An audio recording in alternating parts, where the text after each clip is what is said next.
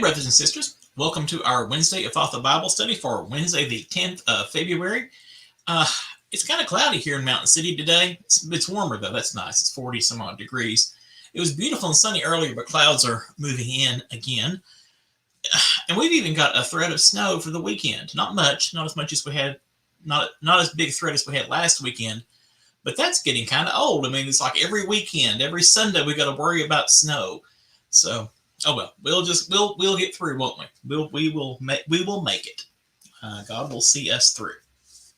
Well, today I want to share first with you a cute little mug. Let's see if I can get that centered on the screen.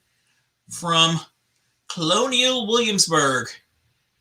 Daughter Alexandria and her husband John went there and brought me back a little something. Literally a little something. But this is the cutest little mug, and it's really well made. It's got a wraparound graphic, and that Can you read that? Colonial Williamsburg. So that was really cool, and I thought it was really nice of them to think of me. So that was cool. And my dear sweet wife got me a new coffee maker for the office. One of those it's like the popular brand name that uses the single serve cups, but it's similar. It's like the single use. But anyway, it's really nice. So thank you, sweetie. I appreciate it. Well, today we are in Exodus chapter 26. God is continuing to give directions on how to build the tabernacle, and let's talk a little bit about that beforehand. And I want to say hi to Bob, who is joining us. Hey, glad you're with us today. It is a blessed day. I hope you're having a blessed day as well. God is good to us. Amen to that. All right. With all this description, it's kind of hard to kind of visualize sometimes. So let me share something with you. Got this off the internet. So this is an artist's interpretation of what the finished product would have looked like with the outside tent. And we're going to be talking about the tents that wrap around and form the outer precincts of that. And on the inside, this wasn't the one that had the better drawing. Okay, whoops, I'm sorry, guys.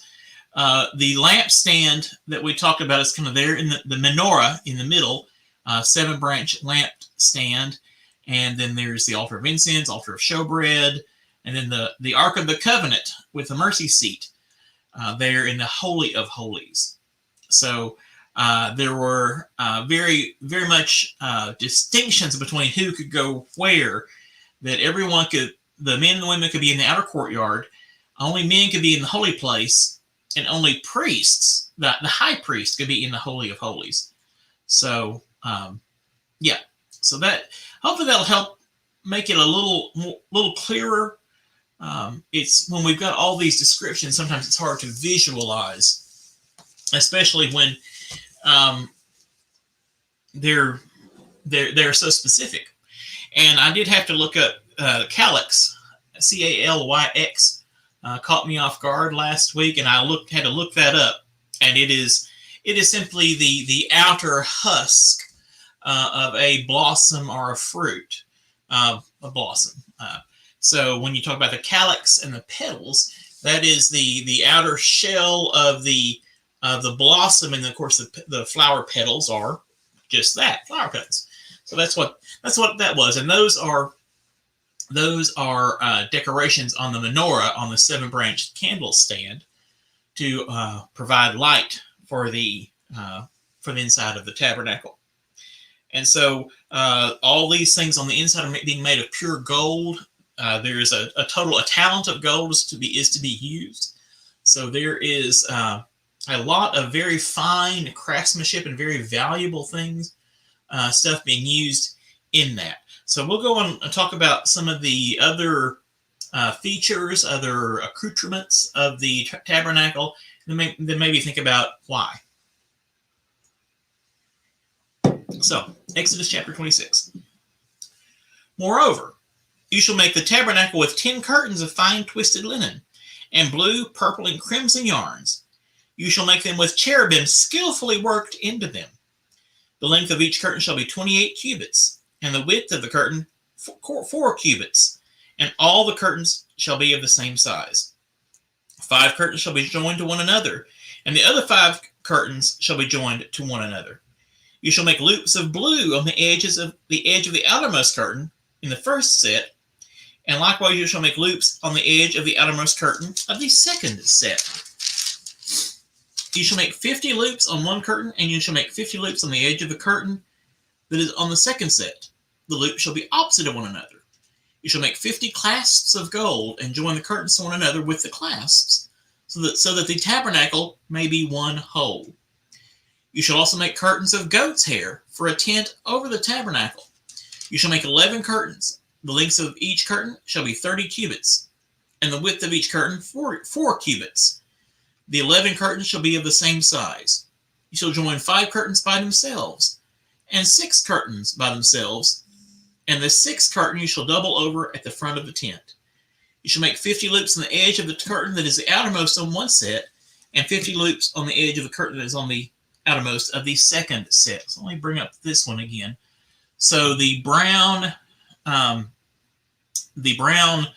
drape curtain tent is what that is. That's the goat hair tent, and obviously that's for protection from the weather, protection from the elements.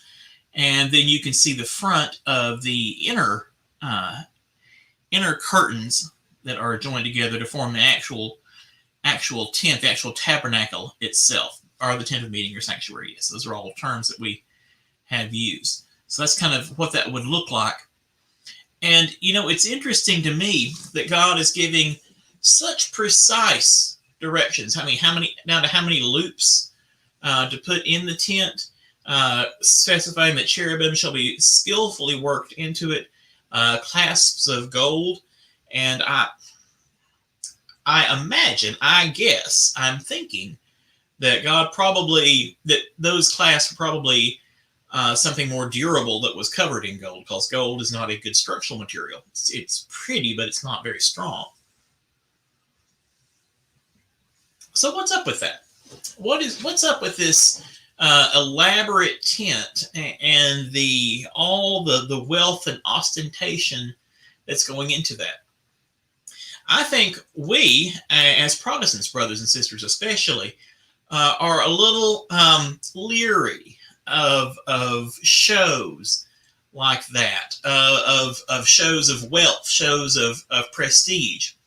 I think we have been shaped by our understandings of, especially of the gospel, and our understandings of how the gospel is to be lived out, that it makes us kind of leery or adverse to having really ornate and elaborate and expensive things like that. So let's try to step out of our own worldview. Maybe in the ancient world, it was normal. It was the expected thing that each of the gods, and there were many that were worshipped at that time, had their own temple, and there was a competition to see whose temple could be the most elaborate, the biggest, the flashiest. So in the ancient world, the ancients were very accustomed to that.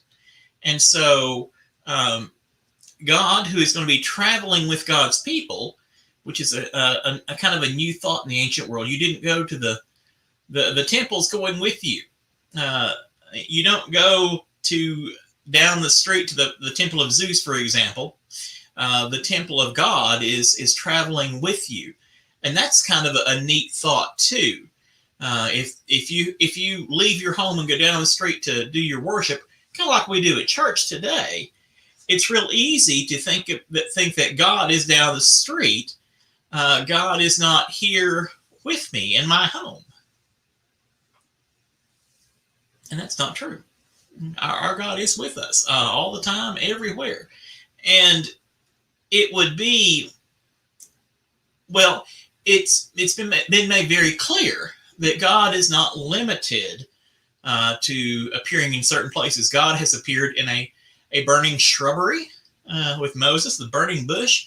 God has created pillars of fire and cloud to appear to the people. God has just appeared whenever God wants to. So we don't want to get locked in to the idea that God is in one place. And that's kind of why we, as Protestants, brothers and sisters, do kind of, I think, want to draw back from the big and elaborate forms of worship. That our God is our conceptualization of God is a very personal God, and that's real. That's true. That's good. Nothing wrong with that.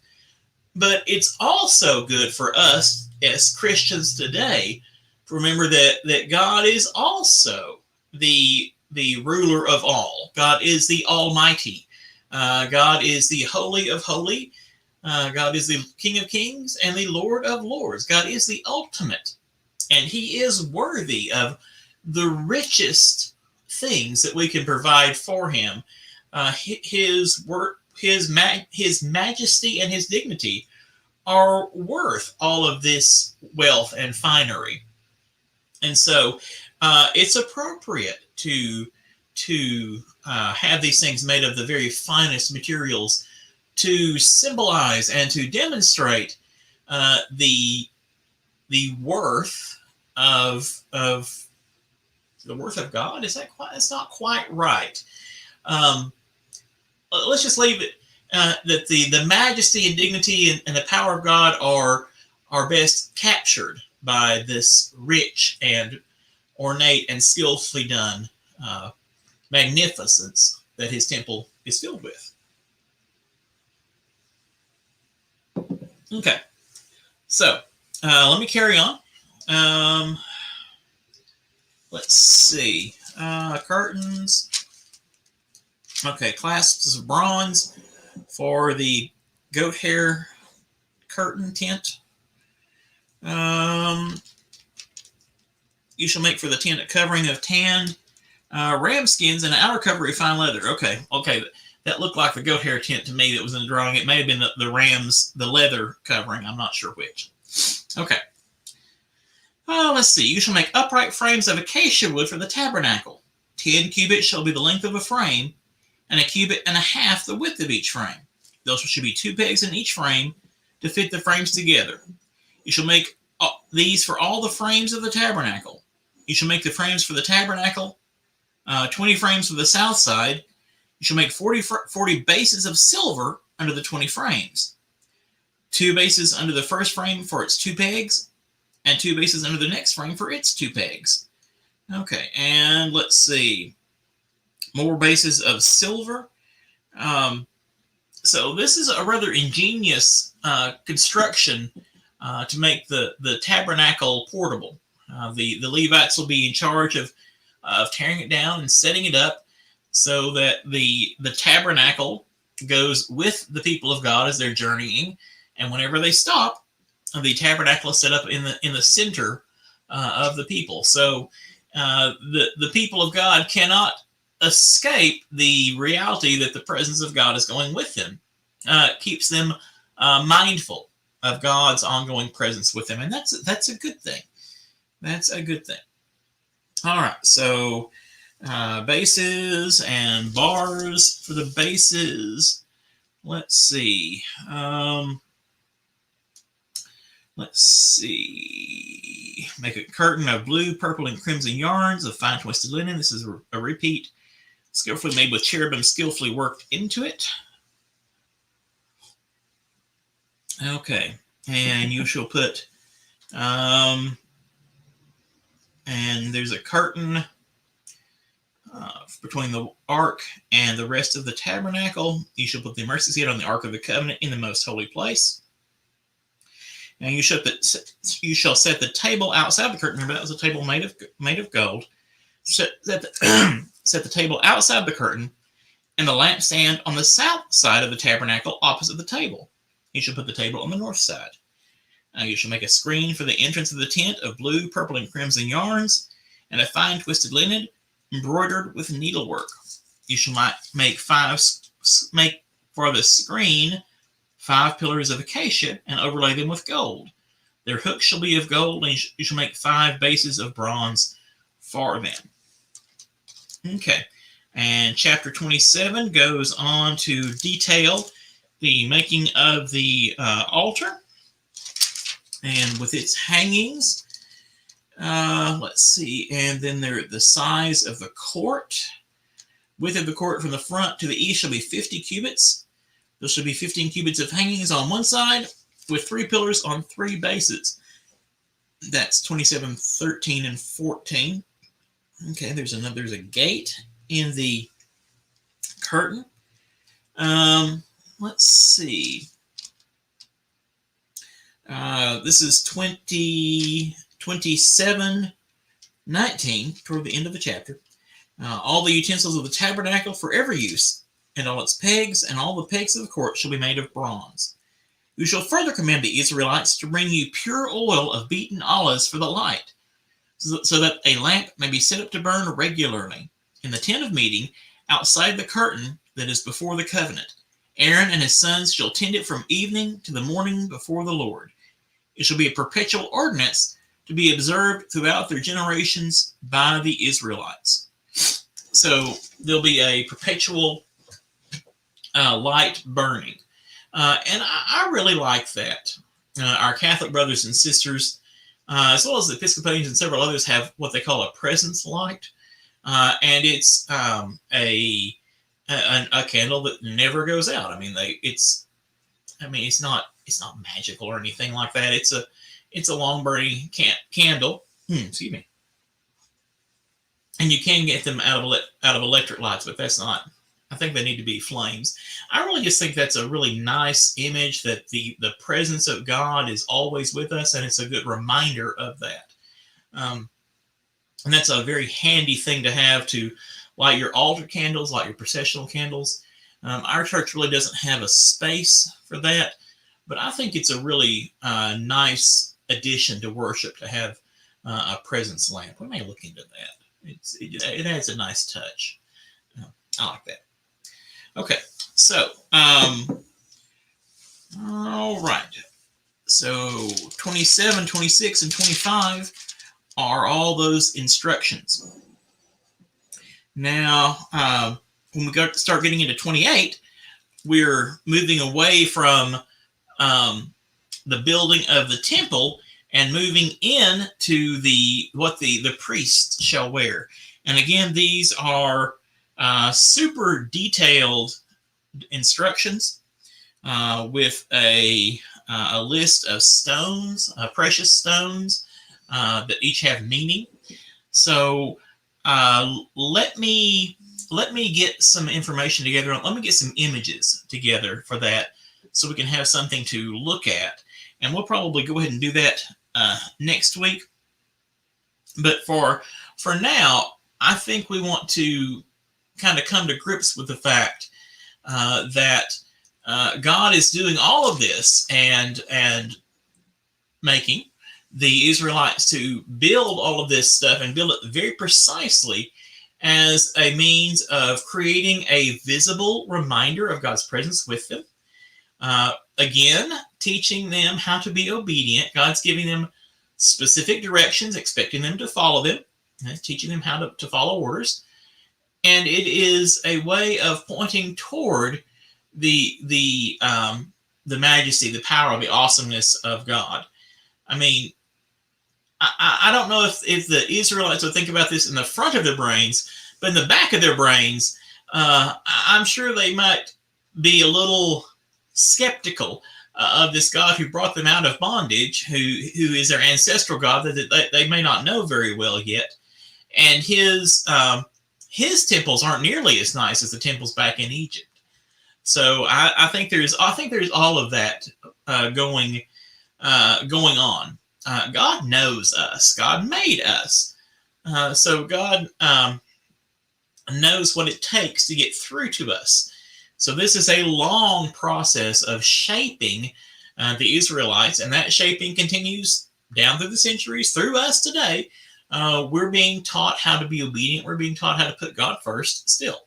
It's something that we have to learn fresh each time. So Whatever the instructions may be, whether it be to build an elaborate tabernacle, or build an ark, or build a relationship with someone else. We, as the people of God today, or back in Bible times, are called to be faithful and obedient to do what God says. And God, who is worthy of all praise and majesty and glory, our faithfulness is found in being obedient to Him. So, something for us to think about.